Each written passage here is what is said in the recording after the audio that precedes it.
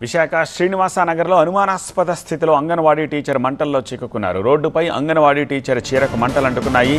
Anganwadi teacher మరో మహిళతో మాట్లాడుతూ ఉండగా ఈ ఘటన జరిగింది. ఘటనా స్థలంలో పెట్రోల్ ఆనవాళ్లు, అగ్గిపుల్లలు లభ్యమయ్యాయి. సీసీటీవీ ఫుటేజ్ ఆధారంగా పోలీసులు దర్యాప్తు చేస్తున్నారు. అంగన్వాడీ టీచర్కు తీవ్ర గాయాలు కావడంతో ఆమెను ఆసుపత్రికి తరలించారు. ఇది ప్రమాదమా లేక హత్యా యత్నమా అన్న కోణంలో పోలీసులు దర్యాప్తు చేస్తున్నారు. మరిన్ని డీటెయిల్స్ మా సీనియర్ కరెస్పాండెంట్ ఖాజా అందిస్తారు. ప్రస్తుతం మనం ఘటనా స్థలిలోని శ్రీనివాస నగర్ ప్రాంతంలో ఉన్నాం. అంగన్వాడీ టీచర్ మునీషా కాలిన గాయాలతో పరిగెడుతుండగా స్థానికులంతా కలిసి ఆమెను మంటలను ఆర్పి ఆ తర్వాత ఆసుపత్రికి తరలించారు. ఏదైతే ఈ ఆటో కనిపిస్తుందో ఆటో సమీపంలోనే ఈ ఘటన జరిగింది. ఆటో కూడా అనుమానాస్పదంగా ఉంది. ఆ తర్వాత కాలిన తర్వాత ఈ ప్రాంతంలో చూడొచ్చు కాలినకు సంబంధించిన కొన్ని ఏవైతే ఉన్నాయో ఆ వస్త్రానికి సంబంధించిన కొన్ని పీసెస్ కూడా ఇక్కడ ఉన్నాయి. ఆ తర్వాత ఇక్కడ నుంచి ఆమెను హుటాహుటిన ఆసుపత్రికి తరలించారు. మరోవైపు ఈ ఆధారాలను క్లూస్ టీం రంగంలోకి దిగి ఆధారాలను సేకరించింది. ఒకవైపు బాధితురాలు చెప్పులు, దాంతోపాటు ఇది అగ్గిపుల్లలు ఏవైతే ఈ అంటుకున్నాయో ఘటనా స్థలంలో అగ్గిపుల్లను కూడా స్వాధీనం చేస్తున్నారు. దీంతోపాటు ఎవిడెన్స్ను కలెక్ట్ చేస్తున్నారు. మరోవైపు సీసీ ఫుటేజ్ను వెరిఫై చేస్తున్నారు. ఆమె పరిస్థితి ఎలాగ ఉంది సార్? కండిషన్ ఎలాగ ఉంది? ఆమె కండిషన్ అంటే ఇంకా గాయాలు ఉన్న హాస్పిటల్లో ఉంది. ఆవిడ మాట్లాడిందండి, అది స్టేట్మెంట్ ఇచ్చింది ఆవిడ.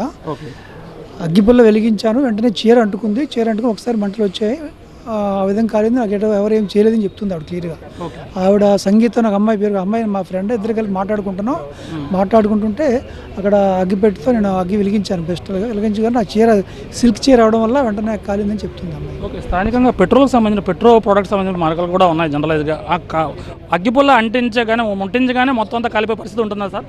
అంటే సిల్క్ చీర అవడం వల్ల అది ప్రమాదం జరిగిన యాక్సిడెంట్లుగా ఒకసారి ఫైర్ చీర తాలూకా అంటే సిల్క్ అవ్వడం వల్ల కాలిందని ఆమె చెప్తుంది. ఇద్దరి మధ్య ఏదైనా గొడవ జరిగిందా? ఏమంటుంది? అది తెలియదండి. ఇప్పుడు రెండో అమ్మాయి ఎవరైతే అమ్మాయిని మనం ఆవిడ బండి ఇక్కడే ఉంది కదా, ఆవిడ కూడా కాలింది అంటున్నారు. ఆవిడ కూడాను మరి ఆవిడ ఎక్కడికి వెళ్ళిపోయిందని తెలియట్లేదు. ఆవిడ చెప్పింది ఆవిడ పేరు సంగీత అని. ఘటనా స్థలంలో ఉన్న మెకానిక్ షఫీ మనతో పాటు ఉన్నారు. మీరు ఏం చూసారు యాక్చువల్గా ఆ టైంలో? నేను వర్క్ చేసుకుంటాను కదా, బండి చేస్తుంటే సడన్గా కేకలు వినిపించాయి. తిరిగి చూసేటప్పుడు పెద్ద మంటలు వచ్చాయి. అంతే అదే చూసాను. ఎంతసేపు బట్టి ఉన్నారు వాళ్ళు అక్కడ? అది అబ్జర్వ్ చేసి చూడలేదు సార్. ఎక్కడ నుంచి ఆటోలో కూర్చున్నారా వాళ్ళు? తెలియదు అండి, అంటే కేకలు వచ్చిన వెంటనే ఇలాగ పరిగెట్టుగా ఇలాగ వచ్చారు చివరి నుంచి, అదే చూసాను అంతే. ఆ టైంలో అక్కడ ఎంతమంది ఉన్నారు? నేను చూడలేదు సార్. అక్కడే కనిపించారు. ఒక ఆవిడ పారిపోతున్నారు. చాలామంది, 2-3 వచ్చి ఆపడానికి ట్రైన్ చేశారు. ఒక అతను మట్టి వేయడం, ఒక అతను వాటర్ వేయడం అన్నీ చేశారు సార్. ఆమె ఆత్మహత్య యత్నం చేసుకుందా లేక ఆమెపై పెట్రోల్ దాడి జరిగి ఆమెను నిప్పంటించే ప్రయత్నం జరిగిందా అనేది ఇంకా తేలాల్సి ఉంది. పూర్తి స్థాయిలో సీసీ ఫుటేజ్లు చూసి ఆమె బాధితురాలు మాత్రం తనకు తానే అంటే అగ్గిపుల్ల